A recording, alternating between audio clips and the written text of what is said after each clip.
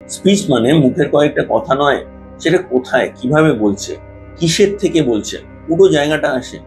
আমি যদি আপনাকে ধরা যাক বলি টুইঙ্কল টুইঙ্কল লিটল স্টার, ধরা যাক আমি এই কবিতাটা ইউটিউবে শুনেছি, এটা কি কথা?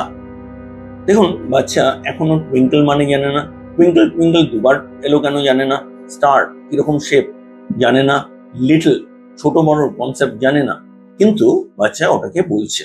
এই যে বাচ্চা পিক আপ করে নিচ্ছে, বাচ্চা চারিদিক থেকে শুনছে, যেটা ভালো লাগছে তুলছে, তারপর ওটাকে বিভিন্ন জায়গায় কনটেক্সটে কোড করার চেষ্টা করছে। এই সময় তার আন্ডারস্ট্যান্ডিং যথেষ্ট না। সুতরাং আমরা যদি বাচ্চাকে ওয়ার্ডস বেছে দেওয়ার চেষ্টা করি, এ ফর অ্যাপল বলো, খায় না, মাথায় দেয়, কি করে এই জিনিসটা আমি জেনে কি করব? বাচ্চার কাছে ক্ল্যারিটি নেই। তাহলে আপনি আপনার মতো শেখাচ্ছেন, বাচ্চা তো শিখছে না। চারিদিকে থেরাপিতে আপনাকে কন্টেন্ট দিচ্ছে, কনটেক্সট দিচ্ছে না। আর বাচ্চার জন্য যেটা দরকার সেটা হচ্ছে কনটেক্সট। যদি আপনি কনটেক্সট না দেন, তাহলে এই শেখাটা স্টেবল হয় না। সুতরাং বাচ্চাকে যদি অ্যাকচুয়ালি শেখাতে চান, বাচ্চাকে কনটেক্সট দিতে হবে।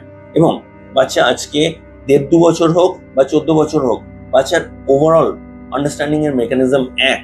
সুতরাং বাচ্চাকে যদি আপনি শেখাতে চান, মানুষের যে প্রপার ডেভেলপমেন্টাল সিকোয়েন্স, আপনাকে সেটা ফলো করতে হবে। এবং সেটা যদি আপনি না ফলো করেন, তাহলে কিন্তু হবে না।